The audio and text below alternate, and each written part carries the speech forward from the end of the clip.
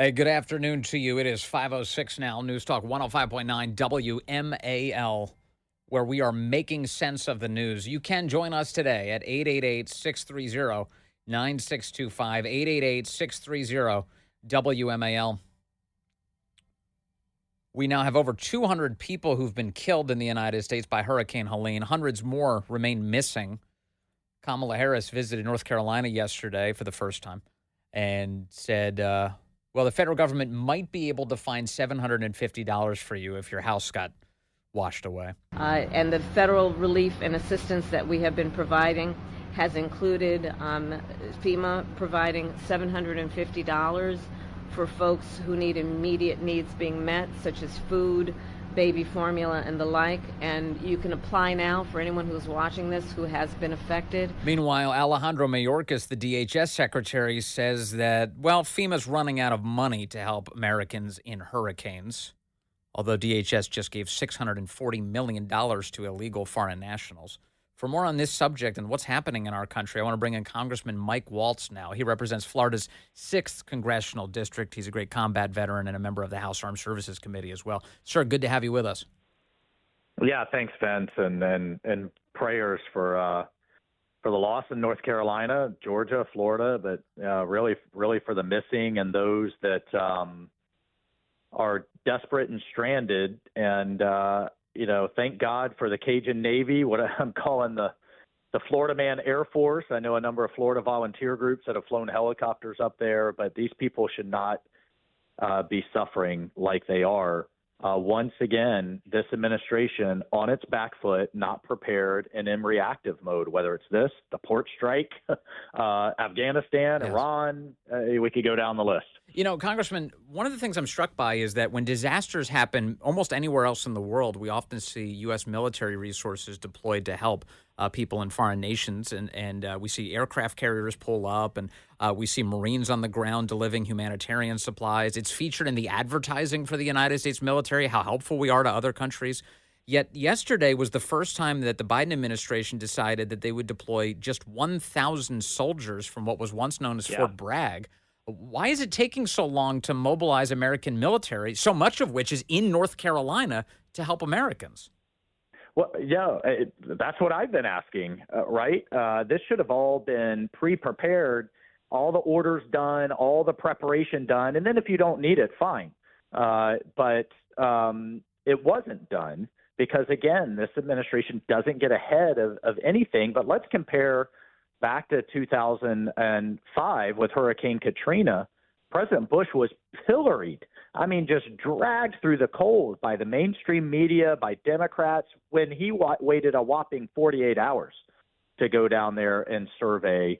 Biden, it's been a week. And then the 82nd Airborne was mobilized and sent to Louisiana. They're literally right down the street from the devastation in western North Carolina. And they have field hospitals, they have water trucks, they have pallets upon pallets of MREs, and they have an entire brigade's worth of helicopters that can get into those impassable mountains. Now, I don't want to take away from what the North Carolina National Guard is doing, but it's a drop in the bucket compared to the resources of the active duty Army, the 18th Airborne Corps, the 82nd Airborne, and then a little bit further down the road, you've got the Camp Lejeune with the Marines. And I'm talking to some of these folks. They're ready to go. You also have the Special Operations Command all right there. Yes. They're ready to go. They have medics. They have supplies. Yes. And they're waiting on the Pentagon. And the 1,000 was a drop in the bucket way too late. And you have Marine Corps Air Station New River right nearby. You have Marine Corps Air Station Cherry Point. You've got all these guys who are standing by, great Americans, all waiting to help, and nobody's even asking them to. And the rest of us are wondering, what the hell's going on? The other piece that we keep seeing all these reports that rescue efforts are being impeded in some sense. At least one private helicopter owner has been trying to rescue people, was told that he'd be subject to arrest if he continued to. You have Pete Buttigieg saying that drones and other aircraft, it's a no-fly zone. You're not allowed to fly a drone. That seems awfully familiar, Congressman. That's like the time they shut down drone traffic over the border because they were embarrassed by the images. What's going on there? I'm not sure. I don't want to speculate too much. I do know that when you have a lot of aircraft flying around, you want to be careful obviously having civilian drones around, particularly in some of these kind of congested valleys. So I'll try to give them some benefit of the doubt there. But heck, when you have Americans starving, running out of medicine, running out of water, and you have fellow Americans trying to fly it in on their own dime and in their own money, again, that's what the military can do. They have mobile air traffic control command centers. Yeah. You make everybody register, you make everybody check in, and you use the volunteers that are willing to step up and help their fellow Americans. You don't just tell them no. And so, I think this was a lack of planning, a lack of coordination, and it's just par for the course with the lack of leadership from Mayor Pete, from Secretary Austin, from this administration. It's totally unacceptable. I saw Sean Davis over at The Federalist has had a lot of good coverage on what's going on. He said he got a text from a doctor friend whose family lives in a tiny mountain town that's just north of Asheville that's been destroyed by the flooding. And the quote from the friend was, quote, "People are getting insulin by donkey, and FEMA's response is $750 and wait for 3 weeks." So we're at a point where we have American citizens who are getting deliveries from pack mules, and I don't know how the administration looks at this and goes, "We'll get to eventually." Yeah, and clearly Kamala, because she frankly probably doesn't know any better. I mean, that is a program where FEMA. I'm from Florida, right? We do this. We go through this all the time, where FEMA can give you some immediate cash if the ATMs are down, the gas stations are down. But that is one of a whole slew of programs that FEMA offers. But that's not the message when you come in the middle of a disaster like this. It was completely tone deaf on her part. It wasn't to read from talking points. It's to say, we see you're suffering. It's all hands on deck. I just mobilized the 82nd Airborne. The Marines are coming. The National Guard is here. And I assure you, we're not leaving until every American is cared for and saved. That's what a leader does. And by the way, President Trump was there within hours down in Georgia of this disaster. Why has it taken them so long? And it makes Americans believe that they just don't care about them. And we haven't even started talking about the political overlay here. There's already a lot of concerns. Not time for politics. Got to save people. But I don't know how these people are going to vote in just a few weeks. And these are incredibly rural, red areas. Yes.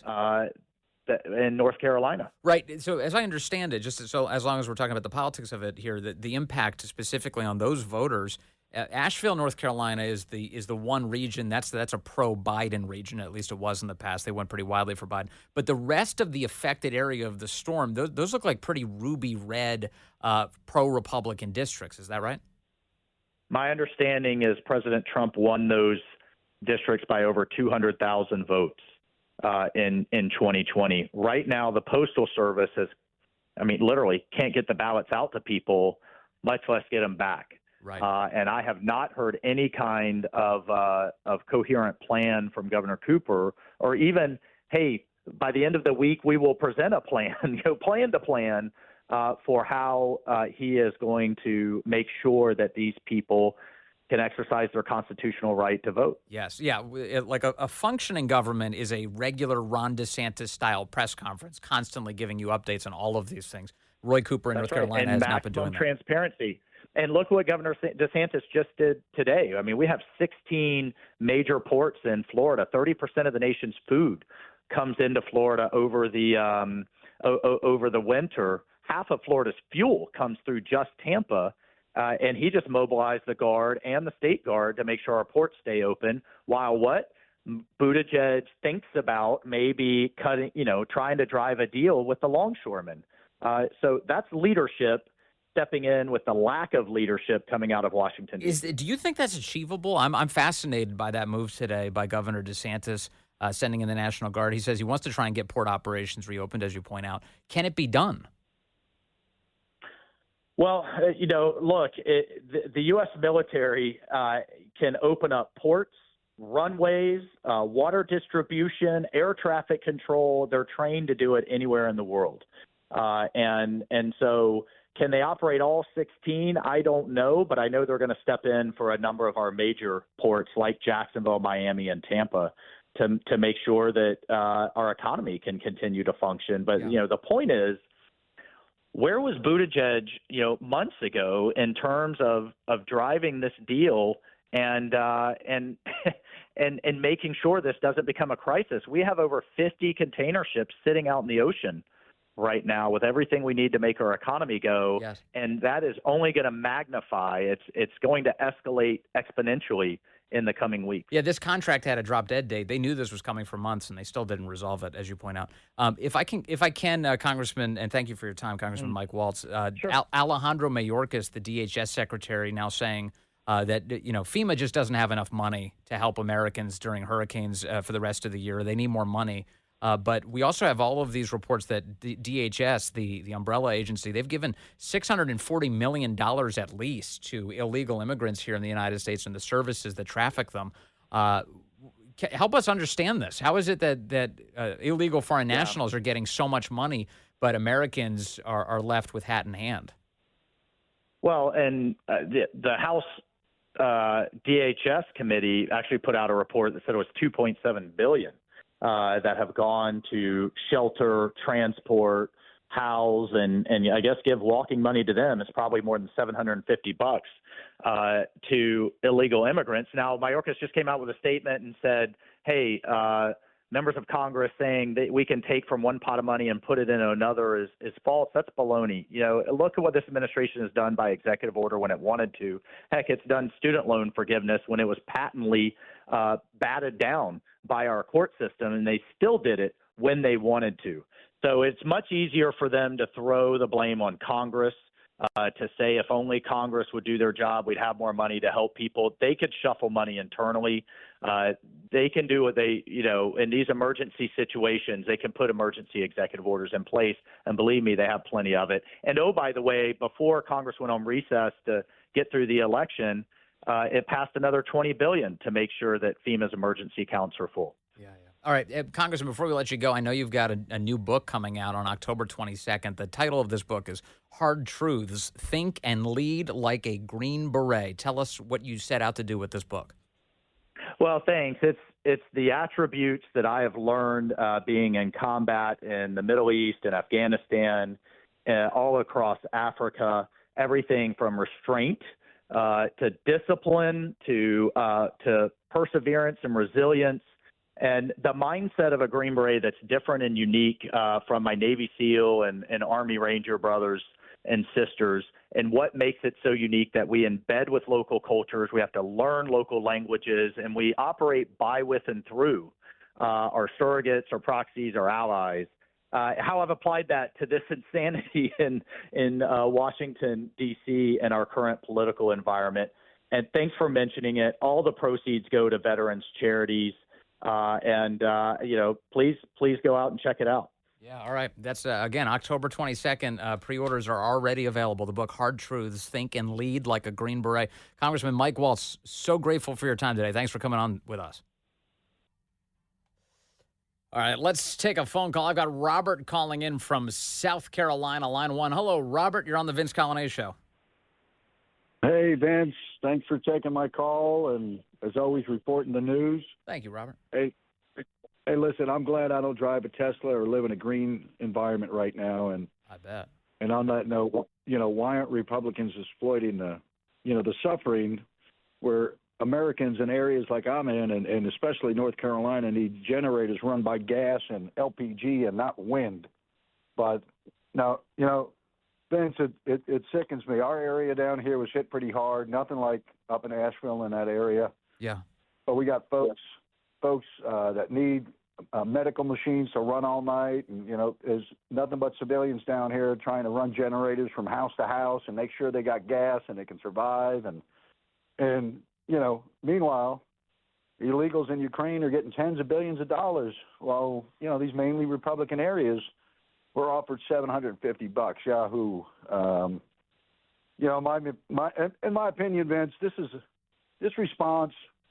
This is indicative of Kamala and Joe and the Democrats, particularly now trying to swing an election. Red districts can't vote, and that's perfect. How How about we canceling the billions in student loans and give it to those devastated areas in North Carolina? My area too, but particularly that area. You're so right to be focused on this. And this is, you and I can kind of see where this whole story goes, can't we? Because obviously the hurricane just happened this past week, and we're looking at all of these devastated areas. But we've become so accustomed to the betrayals and the abuse that you know what the weeks ahead look like. We get all of these stories coming up. They're like, oh, well, it's going to be hard for these people to vote. Oh, election administration is going to be difficult. Oh, shoot, they're not going to be able to get their ballots.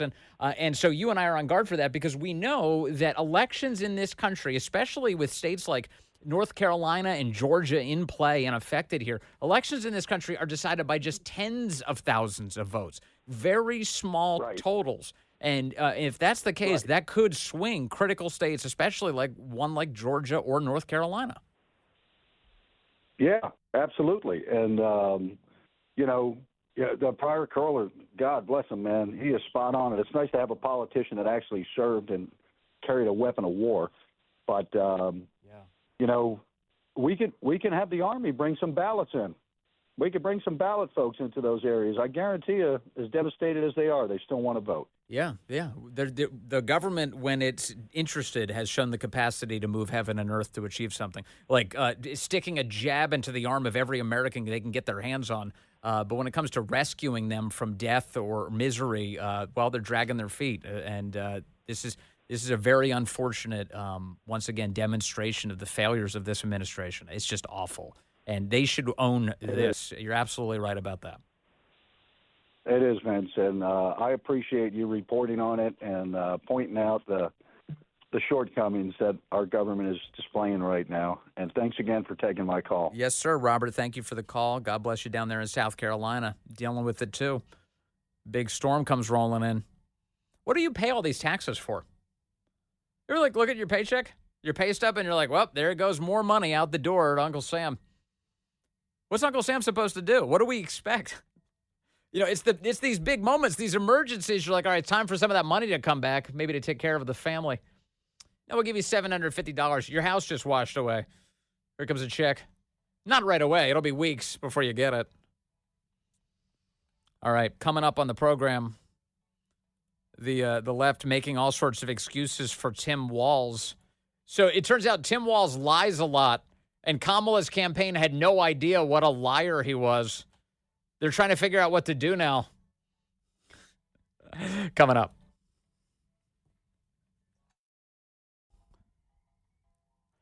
Hey, good afternoon to you. It is now 5:35. News Talk 105.9 WMAL, where we're making sense of the news. You can join us, 888-630-9625, 888-630-WMAL. If you'd like to hang out with us, you can do that tomorrow morning, 8:30 a.m. tomorrow morning. Early voting begins at the Office of Elections in Leesburg. That's on Miller Drive, Leesburg, Virginia. We will have donuts and coffee. The Army of Parents providing that. It's going to be a great get-together. It could be our biggest one yet. Do you think so, Corey? Our biggest one yet? I think it will be. Our biggest one yet. So we'll see. It'll be like a Trump rally. Huge. I can't wait to see you out there. Early voting, super important. If you haven't done it yet and you're in Virginia, please, please, please, by all means, if you're in Loudoun County, you can join us tomorrow morning to do it. Get one of those fancy stickers. Let's see. I've got the media are trying to drag Kamala Harris and Tim Walz across the finish line here. They just got to get them in no matter what. I don't care how much they lie to you. In fact, they're trying to explain away some of the lies. Politico's doing that today. This is a real headline on Politico's website. Walz says he speaks like everybody else, and it's not working for the campaign. Tim Walz has a problem misspeaking, Politico says. Since being tapped as Kamala Harris's running mate, the folksy, plain-speaking Minnesota governor has had to explain a growing number of inaccurate statements and, at times, embellishments about his past.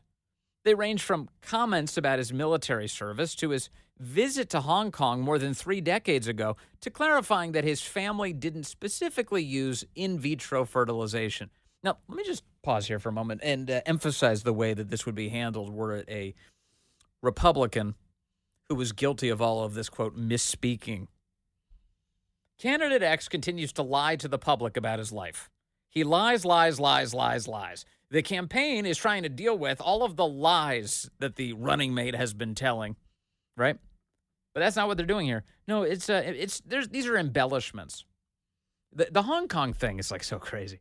He claims he was in Hong Kong during the Tiananmen Square massacre. That's what he did claim, up until it was recently discovered that plenty of contemporaneous evidence demonstrates he was right here in the United States. He wasn't there at all. He was asked about this week at the debate by CBS. Governor Walz, you said you were in Hong Kong during the deadly Tiananmen Square protests in the spring of 1989. But Minnesota Public Radio and other media outlets are reporting that you actually didn't travel to... I love how they give credit to Minnesota Public Radio. Wasn't it the Free Beacon who broke all of that? I'm almost certain that it was actually the Free Beacon who broke it. But, of course, they couldn't give credit to the Free Beacon. Asia until August of that year. Can you explain that discrepancy? Yeah, well, and to the folks out there who didn't get at the top of this, look, I grew up in small rural Nebraska, town of 400, town that you rode your bike with your buddies till the streetlights come on. What does that have to do with anything? It's a town you rode your bike in until the streetlights came on? What is that? How does that explain why you lied to us about when you were in China? So the moderator comes back and says, well, wait a second, you really didn't answer the question. Those are the things that I think are the values that people care about. Governor, just to follow up on that, the question was, can you explain the discrepancy? All I said on this was I got there that summer and misspoke on this. So I will just, that's what I've said. Okay, let me just emphasize a detail here. Do you know that Tim Walz got married on the anniversary of Tiananmen Square? And his rationale for why he got married on the anniversary was so that he could remember the date, right? So his whole life story seems to revolve around the Tiananmen Square massacre for some reason. This would be like if you got married on 9/11. Not in 2001, later. You got married in 2001 later, but you were like, yeah, I just wanted to remember the date. And then you started telling people that you were there actually in New York on 9/11. And then they look up evidence and they're like, you weren't even there. You were there in 2002, actually. You got there January of 2002. Why are you telling everybody you got there in September of 2001? What's that about? Oh, I just misspoke. I'm sorry. I just got the dates wrong. This date is so important to him. It's his anniversary. And he's been lying about the substance of this date in his life. Oh, I just misspoke, he says. I'm sorry. I was just misspeaking. He was asked to clarify it yesterday in Harrisburg, and he's like, I just got the dates wrong. Yeah, look, I have my dates wrong. I was in Hong Kong and China in 1989. That move from Hong Kong into China, it was profound for me. That was the summer of democracy. It was so profound, I couldn't even think clearly. I had no idea when I was there. I just misspoke. I just got my dates wrong. Again, it's his anniversary. His life revolves around this date specifically. So Politico is saying today that this guy just embellishes a lot. He just misspeaks, and it's kind of becoming an issue. Remember, he lied about carrying weapons of war at war. Remember that? Remember, he lied about what rank he retired as. He's done that throughout his career. He lied about this idea that his family, that he and his wife used in vitro fertilization in order to have a child. They didn't. It's been lie after lie after lie from this guy. He lies like he breathes. Politico continues. It's unclear whether Walz's verbal errors will undercut his credibility with voters. His verbal errors. It's like lying is a tick, you know? He just keeps stumbling. He keeps lying. Who was it today, Corey, who said that this is like the stutter, that Joe Biden's stutter? John Hassan, the great John Hassan, was pointing out this is what the media did with every time Joe Biden would lose his mind on stage. It's a stutter, they would say. Like it was just some sort, like, how dare you judge him as he lies to you? It's a stutter. He's had a childhood stutter. That's why he doesn't know anything. That's why he didn't know Jackie Walorski was dead.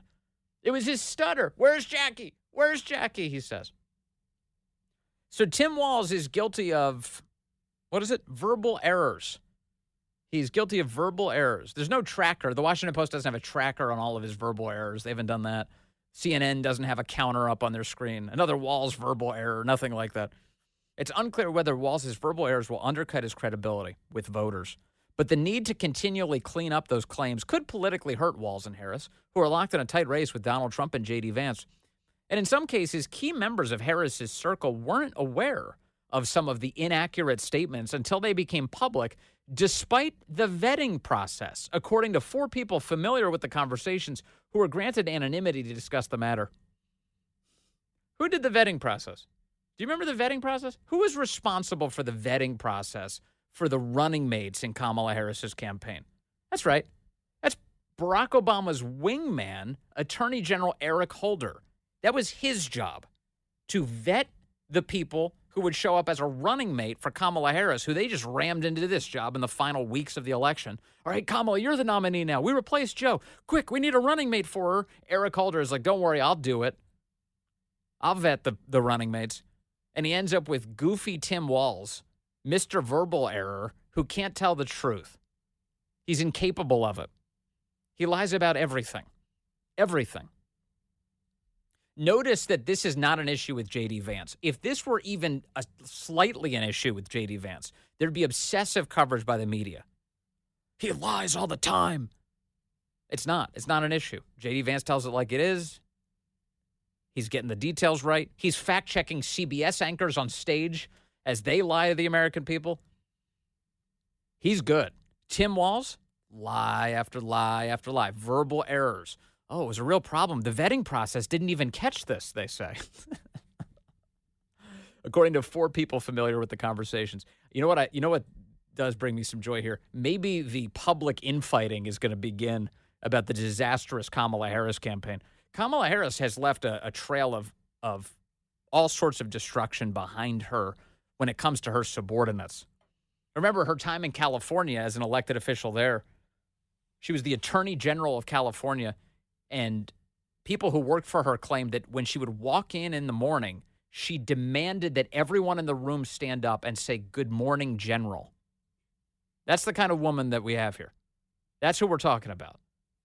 An insufferable person who's insanely difficult to work for with one of the highest turnover rates of anybody in Washington, including while she's been vice president of the United States. The media has been trying to give her a glow up, like her whole thing is joy. Oh, she's so joyful. Meanwhile, it's misery all around her. Misery. She doesn't read her briefs. She doesn't prepare for anything. And then she gets mad at the staff when she looks like an idiot for being an idiot. That's been her legacy. And now they're trying to sell her North Korean style to the rest of us. Oh, she's so wonderful and so joyful and so competent as she flies into an American disaster area yesterday for the first time, a week after the storm hit, and then says, don't you worry if your house washed away. $750 may be showing up in a couple weeks, so long as you apply in this Byzantine government form. Maybe you'll get some help from us. Goodbye. And she flies off. So here you have people now complaining that Tim Walz wasn't vetted well enough. Quote, anytime you are forced to go off message is never welcome, said Mike Mickus, a Democrat strategist in Pennsylvania. But in the end, voters are looking for somebody who is more concerned about what these candidates are going to do to improve their lives than did he get every single fact correct? Let's begin from the opposite direction. Has he gotten any fact correct? Voters aren't that concerned if he gets a couple of small screw-ups like he forgot that he didn't actually go to war, or he forgot that he wasn't actually in China, in Hong Kong, when Tiananmen Square had a massacre. Little details like that. Or he completely invented the way that his wife got pregnant. Little slip-ups. Anybody can make those mistakes. The most recent example came Tuesday when a CBS debate moderator pressed Walz over his claim that he had been in Hong Kong during the Tiananmen Square protests in 1989. When Hong Kong was still under British rule. They're going a little easy on Tiananmen Square by just merely calling them protests. There was a massacre there, Hong Kong returned to Chinese rule in 1997. Walz, over the years, had said publicly he had been in Hong Kong during the crackdown in Beijing, including 10 years ago in Congress. But on Tuesday, during the debate, he awkwardly responded that, quote, all I said on this is I got there that summer, And, quote, I'm a knucklehead at times. And then he conceded he misspoke. Yeah. They went on to point out that he said yesterday in Harrisburg that, yeah, look, I got my dates wrong.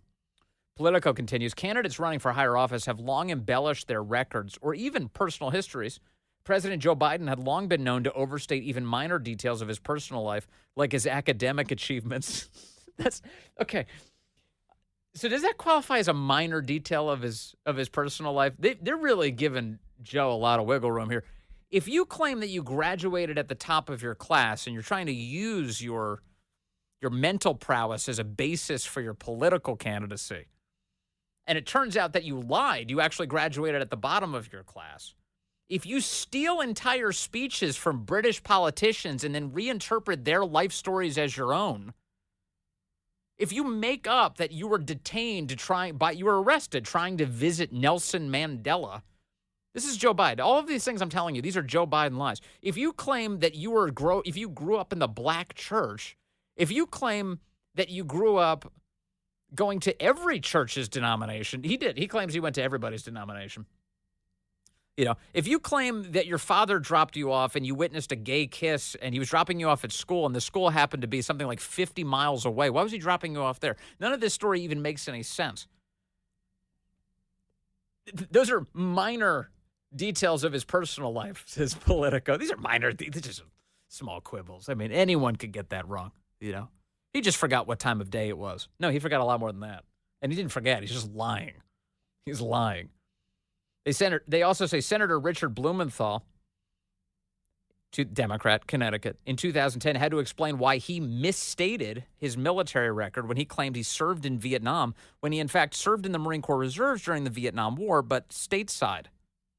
Okay, so he lied about it. He didn't misstate. Oh, whoop, my bad. Sorry. A little slip up there. He lied about it intentionally.